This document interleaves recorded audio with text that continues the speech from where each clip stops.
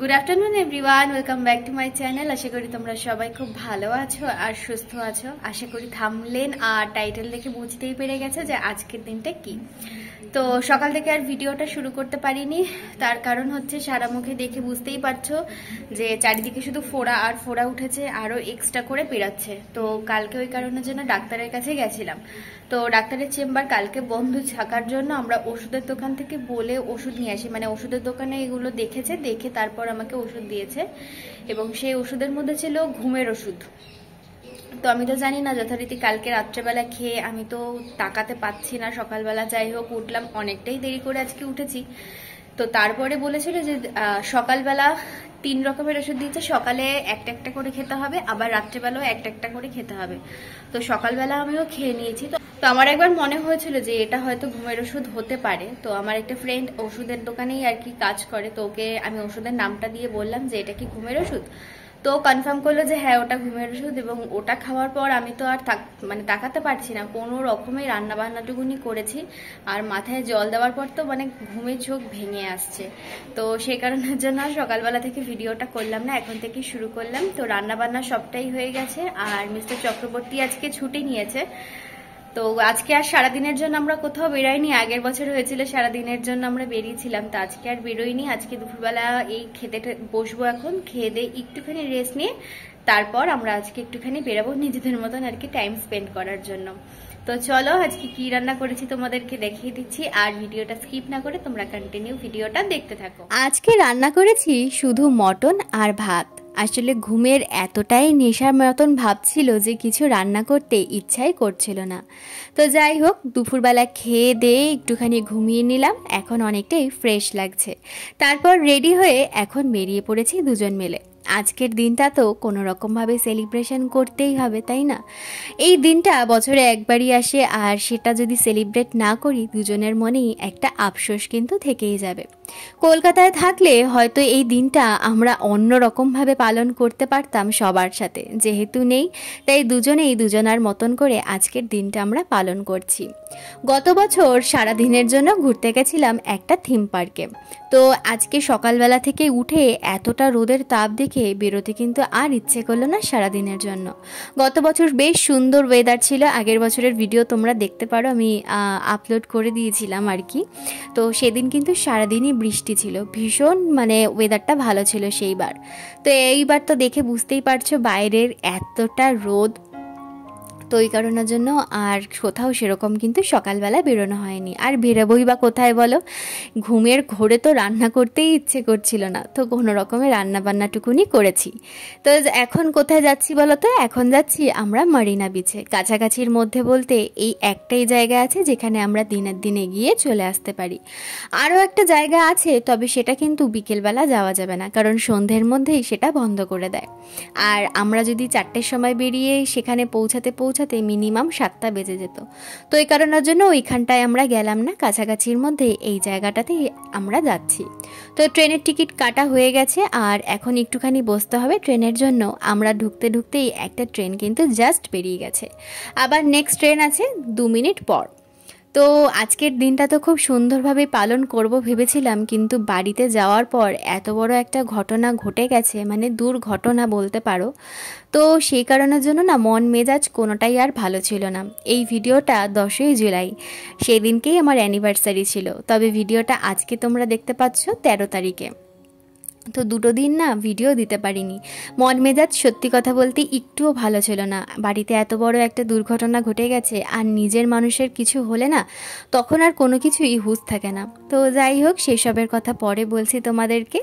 তো দেখো ট্রেনে তো উঠে পড়েছি। ট্রেন একদম ফাঁকা ছিল, মানে একদমই ফাঁকা, কোনো ভিড় ভাট্টা কিচ্ছু নেই।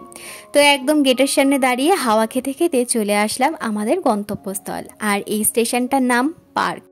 আর এই স্টেশনটা থেকে বেরালেই উল্টো দিকে কিন্তু সেন্ট্রাল স্টেশন, দেখে বুঝতেই পারছো শুধু রাস্তার এই পার আর ওই পার। আর এই সেন্ট্রাল স্টেশনটা দেখলেই আমার শুধু মনে হয় আর কয়েকটা দিন পর আবার বাড়িতে যাব, কি মজা। তো যাই হোক, এখান থেকেই আমাদেরকে অটোটা নিতে হবে। তো আগে যখন যেতাম জানো তো, অটো করে যেতে হতো না, এই পার্ক স্টেশন থেকে ট্রেন আমাদেরকে চেঞ্জ করতে হতো, তারপরে মাঝখানে একটা স্টেশন পরেই কিন্তু আর কি আমরা মারিনা বিচে নেমে যেতে পারতাম। তো ওই স্টেশনটার নাম আমার ঠিক মনে নেই, তবে গত 3-4 মাস হলো ওই স্টেশনের ট্রেন সব বন্ধ করে দিয়েছে। তো সেই কারণের জন্য এই পার্ক স্টেশনে নেমেই আমাদেরকে অটো করে কিন্তু যেতে হয়। আর অটো করে যেতে যেতে চারিদিকের ভিউটা এত সুন্দর লাগে কি বলবো। আর এত সুন্দর বিকেলে রোদ উঠেছে ঠিকই, কিন্তু বাইরে কিন্তু ভীষণ হাওয়া দিচ্ছে। তো যাই হোক, দুজনে গল্প করতে করতে এখন অটো করে যাচ্ছি। আর তখনও পর্যন্ত আমরা জানতাম না যে বাড়িতে কি ঘটনাটা ঘটে গেছে। আর আমরা জানতে পেরেছিলাম রাত্রেবেলা বাড়িতে যখন ফিরেছি তারপর। তো দেখো চলে এসেছি কাছাকাছি। আর এই হচ্ছে চেন্নাই স্টেডিয়াম থেকে মাত্র 2 মিনিটের মধ্যে কিন্তু মারিনা বিচ চলে যাওয়া যায়। তো যাই হোক, চলে এসেছি আমরা একদম কাছাকাছি। আর আজকে মনে হচ্ছে একদমই ফাঁকা থাকবে, কারণ সানডেতে করেই এখানে প্রচুর ভিড় থাকে। আর এটা তো একদম উইকেন্ডের মধ্যে, বুধবার আজকে, তো মনে হচ্ছে একদমই ফাঁকা থাকবে। তো যেরকমটা ভেবেছিলাম সেরকমই কিন্তু দেখো একদম ফাঁকা। মারিনা বিচের কয়েকটা ভিডিও কিন্তু আমার চ্যানেলে ছাড়া আছে, ওইখানে দেখলে তোমরা বুঝতে পারবে যে কীরকম ভিড় হয় এই রবিবার দিনগুলোতে। তো যাই হোক, আর এখানে কিন্তু একদম শুরু থেকে শেষ পর্যন্ত পুরোটাই বালির ওপর দিয়ে হাঁটতে হবে। আর তবে ওলা উবের করে আসলে এমন একটা জায়গায়, মানে পার্কিং লটে দাঁড় করিয়ে দেয় গাড়িটা, যেখানে হচ্ছে কাঠের রাস্তা রয়েছে, একদম সরু একটা কাঠের রাস্তা। তো সেটা এই বিচে নয়, অনেকটা দূরে। তো আমাদের কাছাকাছির মধ্যে এইটাই সামনে পড়ে। তো এই কারণের জন্য আমরা এখান থেকেই হেঁটে যাচ্ছি। বাবা আমাকে নিয়ে যখন এসেছিলাম গাড়ি করে, তখন ওই কাঠের রাস্তাটা দিয়ে আমরা গেছিলাম। আর ফাইনালি চলে এসেছি সমুদ্রের সামনে।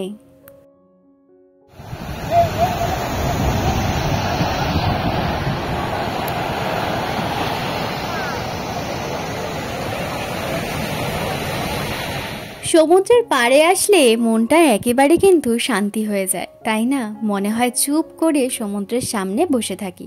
তবে আমরা বসার জন্যই একটু জায়গা খুঁজছি, এতক্ষণ ধরে তো আর দাঁড়িয়ে থাকতে পারবো না। তো সেই কারণের জন্য একটু দুজনে ঠিক করলাম বসবো।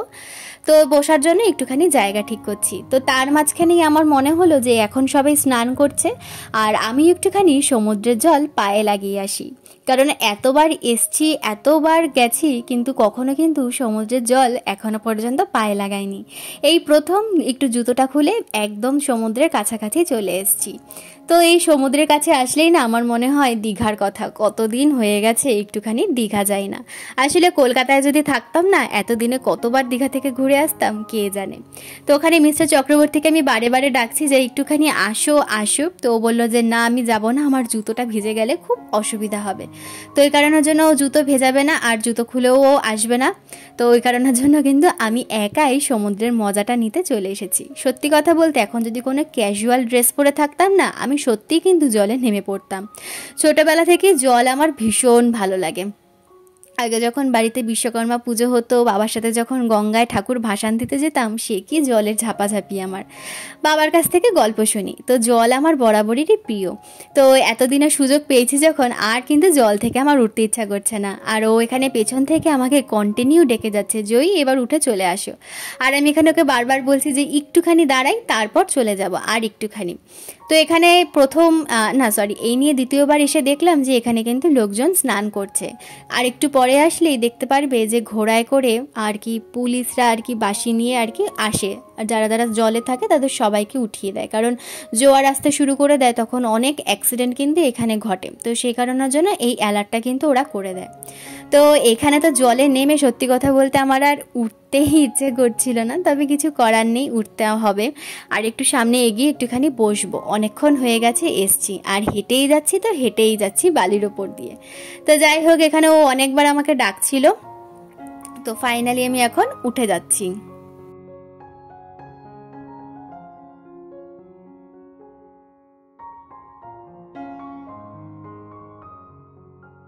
আর সমুদ্রে এসছি আর জলে যখন নেমে পড়েছি, এরকম সুন্দর ভিডিওটা না নিলে কি হয়, নিয়েও নিলাম আমি আর একটা শট।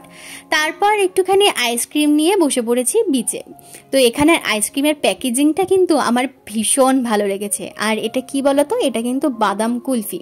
তো এই কুলফিটা এত সুন্দর খেতে ছিল, আমি কিন্তু এর আগে এরকম কুলফি খাইনি।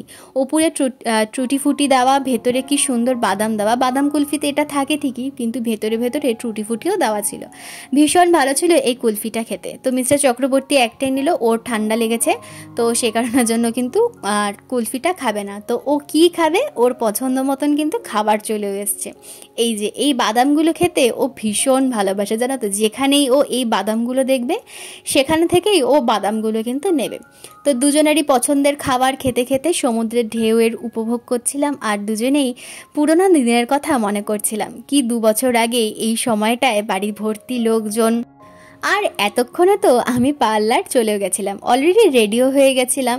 তো এইসব নিয়ে আলোচনা হচ্ছিল। আর সত্যি কথা বলতে জানো তো, আমার বিয়ের আগের দিন যে মেহেন্দির অনুষ্ঠানটা হয়েছিল না, সেই অনুষ্ঠানে আমি এত মজা করেছি, এখনো পর্যন্ত কিন্তু সেই দিনের কথা মনে পড়ে। আমার কাজিনরাও তো মাঝে মধ্যে ফোন করে বলে যে এত আনন্দ আমরা আর কারোর বিয়েতে কিন্তু গিয়ে করিনি। সত্যি কথা, ভীষণ মজা হয়েছিল। যারা দেখবে বলে মনে করছে আমার মেহেন্দি বিয়ের ভিডিও, সব কিন্তু চ্যানেলে দেওয়া আছে। তো যাই হোক, ওইদিকে দেখো আমাদের আইসক্রিম খাওয়া হয়ে গেছে, আর সন্ধে সন্ধে হয়ে এসছে, প্রায় 7টা মতন বাজে। তো দুজনে ঠিক করলাম যে মাছ ভাজা খাবো না। এর আগের বার মাছ ভাজা সবজি ভাজার খাওয়ার এক্সপিরিয়েন্স আমাদের ভীষণ বাজে ছিল, কারণ দুটোই ভীষণ কাঁচা কাঁচা অবস্থায় ভেজে দেয়। তো এই কারণের জন্য আর মাছ ভাজা সবজি ভাজা নিয়ে নিই, আজকে একটু অন্যরকম কিছুই ট্রাই করব সমুদ্রের পাড়ে এসে। বেশ অনেক দিন হয়ে গেছে এখানে এসে কিন্তু মোমো আমরা খাইনি, কারণ এখানে অতটা মোমোর চলটা কিন্তু নেই। বাড়ির পাশে একটা ওয়াও মোমো ছিল, তবে সেটা 2-3 মাসেই উঠে গেছে। তো সেই কারণের জন্য মোমো খেতে হলে আমাকে ঘরে বানিয়ে খেতে হয়, আর নয়তো জোম্যাটোতে অর্ডার করতে হয়। তবে জোম্যাটোতে না অর্ডার করতে ভীষণ গায়ে লাগে। 5 পিস মোমো 140 টাকা করে নেয়, শুধুমাত্র কিন্তু স্টিম মোমো। আর এখানে দেখো আজকে নিয়ে নিয়েছি আমরা ফ্রাইড মোমো। তো এখানে 1 প্লেট মোমোর দাম কিন্তু 70 টাকা করেছিল। তো ঠিক আছে, ফ্রাইড মোমো অনেক দিন পর খেলাম, ভীষণ ভালো লাগছিল। তো আমি তো প্রথমে খেয়ালই করিনি যে এখানে মোমো মোমো আর কি বলছে, মোমো চাউমিন এত কিছু বলছে, আমি খেয়ালই করিনি, আমি তো চলেই যাচ্ছিলাম। তো হঠাৎ করে মিস্টার চক্রবর্তী বলল, দাঁড়াও এখানে মোমো পাওয়া যায়, একবার এখন পাওয়া যাবে কি না জিজ্ঞাসা করে দেখি। তো জিজ্ঞাসা করতেই বললো যে এখনই পাওয়া যাবে। তো যাই হোক, ওখানে মোমো তো আমরা খেয়ে নিলাম। তারপর দেখো নিয়ে এসছি একটা স্প্রিং রোল, যেটা খেতে মিস্টার চক্রবর্তী ভীষণ ভালোবাসে। তবে আমি অতটা খেতে ভালো না বাসলেও সেদিনকে কিন্তু একটু আধটু খেয়েছিলাম, বেশ ভালোই লাগে খেতে। ওপর থেকে মেয়োনিজ আর সস দেওয়ার জন্য টেস্টটাই অন্যরকম লাগে। তো যাই হোক, এখন আমাদের খাওয়া দাওয়া সবটাই হয়ে গেছে কমপ্লিট, আর এখন হচ্ছে বাড়ি ফেরার আর কি পালা। তো মোটামুটি সব দোকানপাট খুলে গেছে, তবে সানডেতে যেরকম একটা ভিড় থাকে সব দোকানপাট খোলে, আজকে কিন্তু সেরকম কিছু খোলেনি। অনেকটাই বেশ ফাঁকা ফাঁকা দেখতে পাচ্ছি, আর ম্যাক্সিমাম দোকান দেখতেই পাচ্ছ বন্ধ, সেরকম কিন্তু একটা দোকানপাট খোলেনি। সানডে তো এখানে পুরো একদম পুরো ভর্তি থাকে, লোকজনে হাঁটার জায়গা পর্যন্ত থাকে না। তো যাই হোক, এখান থেকে আমরা এখন দুজন মিলে বেরিয়ে যাচ্ছি বাইরের দিকে যাওয়ার জন্য। আর এটাই বলতে বলতে যাচ্ছি, এখানে যদি একটুখানি রাস্তাটা থাকতো আরও তাড়াতাড়ি পৌঁছে যেতাম। এত বালির ওপরে হেঁটেছি না, পায়ে পুরো ব্যথা হয়ে গেছে। আর এই সমুদ্রের সামনে আসলে না, এই শঙ্খের ছোট ছোট শামুকের কাজ করা জিনিসপত্র দেখলে ভীষণ ভালো লাগে। তবে এখন আর কিনছি না কিছু, বাড়িতে যাওয়ার আগে যদি কিছু পছন্দ হয় তাহলে নিয়ে যাব। তো যাই হোক, চলে এসেছি এখন মেন রোডে। তো এখান থেকে আমাদেরকে অটো ধরতে হবে, অটো ধরে যেতে হবে হচ্ছে পার্ক স্টেশনে। তো সবার প্রথমে আগে অটোটা খুঁজতে হবে, এই পার থেকে অটো পাওয়া যাবে না, অটো পাওয়া যাবে ওই পার থেকে, যেখান থেকে এসেছিলাম সেইখান থেকেই। তো এখানে আমরা সেটাই যাচ্ছি। আর আমার তো পায়ে ভীষণ ব্যথা হয়ে গেছে, আমি ওকে বারবার বলছিলাম যে আমার পায়ে ভীষণ ব্যথা করছে আর আমি হাঁটতে পারছি না, কারণ এখন না অতটা হাঁটার অভ্যেস নেই, জানো তো। ঘর থেকে সেরকম একটা বেরোই না, তো অতটা হাঁটার অভ্যেস নেই। ওই বাজার করতে গেলে টুকটাক আর কি বেরোনো। তো আজকে সারাদিনে অনেকটাই জার্নি হয়েছে, আর ঘুমের ওষুধটা না এখনও মানে এত সুন্দর সমুদ্রের পাড়ে হাওয়া খেয়ে মানে আমার ঘুমের ভাবটা আবার চলে এসছে। হাওয়াতে নাকি ঘুমের ভাব আরও আসে। যাই হোক, ফাইনালি চলে এসেছি পার্ক স্টেশনের কাছাকাছি। তো এই লিফটটা থেকে আমাদেরকে এই পার থেকে ওই পারে হতে হবে। তো সন্ধ্যাও হয়ে গেছে, এখন প্রায় 7টা 7:30 তো বেজে গেছে। তো সেটাই ও বলছে বারবার করে যে তাড়াতাড়ি চলো, কেকের দোকানটা না বন্ধ হয়ে যায়। আর এখানে কি বলতো, 8টা 8:30টার মধ্যে না ম্যাক্সিমাম দোকানপাট সব বন্ধ করে দেয়। তো চলে এসেছি ফাইনালি, আর আসার সময় ট্রেনটাও পুরো ফাঁকা ছিল, কোনো অসুবিধা হয়নি। তো এখন আমরা কেক নিতে যাচ্ছি। আমাদের জন্মদিন বলো, অ্যানিভার্সারি বলো, যাই হোক না কেন, আমরা কিন্তু এই দোকানটা থেকেই কেক নিয়ে থাকি। তো আজকে আমাদের লাকটা খারাপ, তো কেন বলছি সেটা আগে চলো ভেতরে ঢুকি তারপর। তো দোকানে ঢুকেই দেখলাম যে ব্ল্যাক ফরেস্ট কিন্তু নেই। ব্ল্যাক ফরেস্ট আমরা দুজনেই ভীষণ ভালো খাই, ব্ল্যাক ফরেস্ট নেই। তো কেক কাটা নিয়ে হলো কথা, তো একটা কেক নিয়ে নিলাম পছন্দ করে। তবে ব্ল্যাক ফরেস্টটা হলে কি আর একটু ভালো লাগতো, দুজনেই ভালো খাই যেহেতু। তো এই ইয়েলো কালারের কেকটা আমরা নিয়ে নিয়েছি।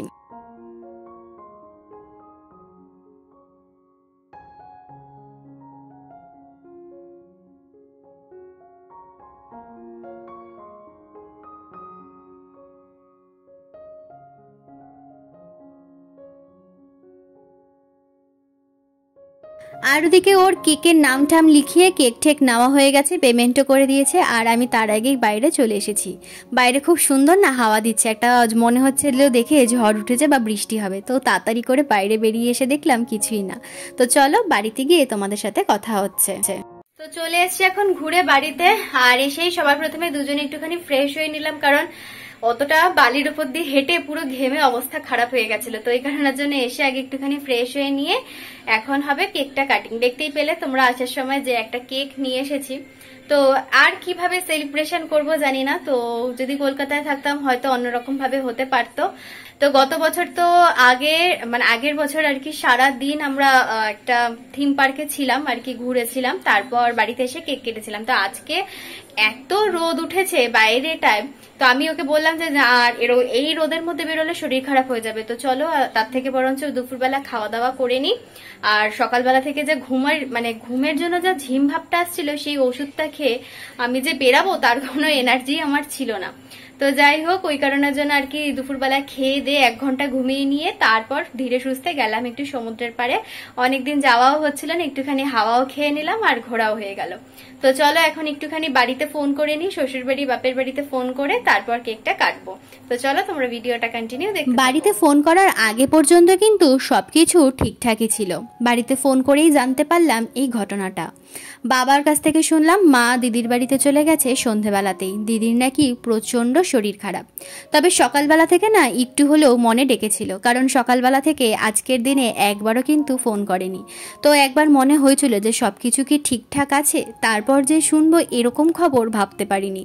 তারপর বড় ননদকে ফোন করে জানতে পারলাম যে দিদির খুবই শরীর খারাপ, ডাক্তার দেখানো হয়েছে, ডাক্তার দেখি ইঞ্জেকশন দিয়েছে ব্যথার, তবুও কিন্তু কোনো রকম ব্যথা কমছে না, উল্টে ব্যথা আরও বেড়ে গেছে। আমি যখন ফোন করেছি এই কেক কাটিংয়ের পর, তখন শুনে আমার নিজেরই এত খারাপ লাগছে কি বলবো। পেটে ব্যথায় এমনভাবে কষ্ট পেয়ে চিৎকার করছিল, আমি শুনেই বুঝতে পেরেছিলাম যে শরীর খুবই খারাপ। তারপর তো শুনলাম রাত্রেবেলা 11:30টায় ফোন করে যে অ্যাম্বুলেন্সে করে হসপিটাল নিয়ে গেছে। গত 2 দিন ধরে হসপিটালেই অ্যাডমিট ছিল। যাই হোক, এখন বাড়িতে এসে গেছে আর এখন আগের থেকে একটু সুস্থ আছে। তো দেখো আমাদের তো কেক কাটিং হয়ে গেল, আর এই ছিল আমাদের উপহার অ্যানিভার্সারির। আমি ওকে ঘড়িটা দিয়েছিলাম আর ও আমাকে একটা সুন্দর নোজপিন আর টোরিং দিয়েছিল। তো চলো ভিডিওটা এখানেই শেষ করলাম। ভালো লাগলে চ্যানেলটা সাবস্ক্রাইব করে দিয়ে পাশে থেকো, আর একটু ভালো লাগলে লাইক করে দিও। টাটা।